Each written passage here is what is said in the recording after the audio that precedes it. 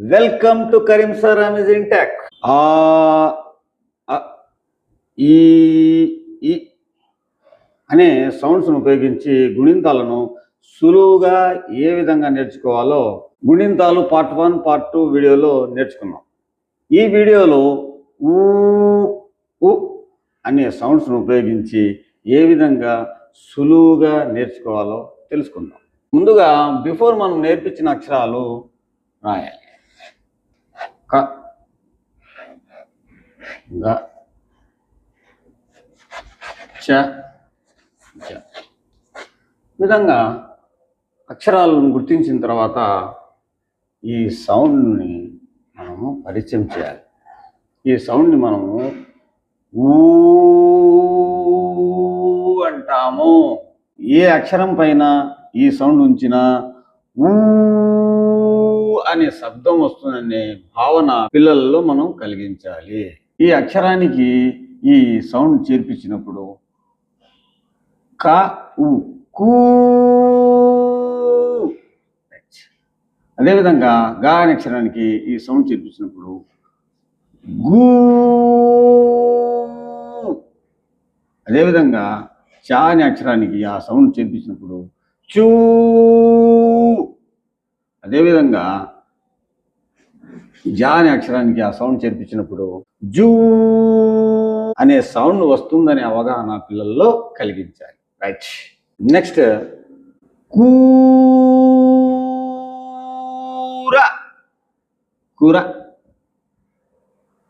గూడు గుడు.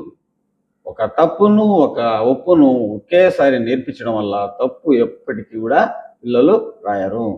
జూలు జులు.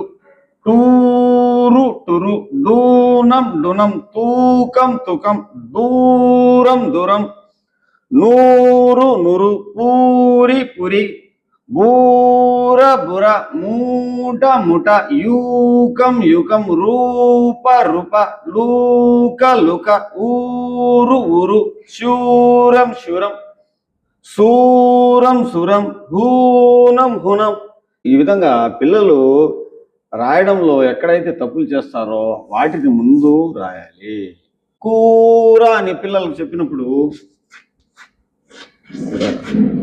తప్పు రాస్తాడు. గూడు చెప్పినప్పుడు గుడు రాస్తాడు. కాబట్టి ఈ విధంగా ఏవైతే తప్పులు రాస్తారో వాటిని ముందు మనం రాసి వాటిని డ్రిల్లింగ్ ఇవ్వడం వల్ల పిల్లలు చాలా చక్కగా చాలా ఈజీగా తప్పులు లేకుండా రాస్తారు. వీటన్నిటినీ ఒక్కొక్క అక్షరం రాసి అక్షరానికి సౌండ్ చేర్పించి పలికిచ్చి తర్వాత వేరే అక్షరం రాయాలి. ఈ విధంగా ఈచ్ వర్డ్ 5 times డ్రిల్లింగ్ ఇవ్వడం వల్ల పిల్లలు చాలా ఈజీగా చాలా సులువుగా తప్పులు లేకుండా చదివేస్తారు. చాలా ఈజీగా రాసేస్తారు. ఓకే. నెక్స్ట్ వీడియోలో ఏ సౌండ్స్ను ఉపయోగించి ఏ విధంగా సులువుగా నేర్చుకోవాలో తెలుసుకుందాం. Keep smiling, keep watching. By by.